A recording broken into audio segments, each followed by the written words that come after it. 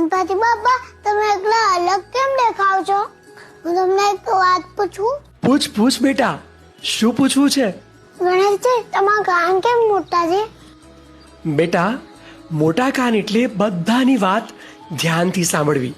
દુનિયામાં જે સારું છે એને સાંભળો અને ખરાબ વાતોને છોડી દો.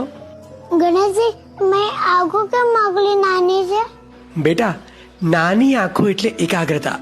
જે કામ કરીએ તે સંપૂર્ણ ધ્યાન સાથે કરીએ, બાકી બધું ભૂલી જવું. તમારી સૂંઢ આટલી કેમ મોટી છે? લાંબી સૂંઢ એટલે ફ્લેક્સિબિલિટી. જીવનમાં પરિસ્થિતિ પ્રમાણે બદલાવ લાવવો, નાની મોટી દરેક વસ્તુ પહોંચવા માટે સક્ષમ થવું. ગણેશજી, તમારું પેટ કેમ મોટું છે?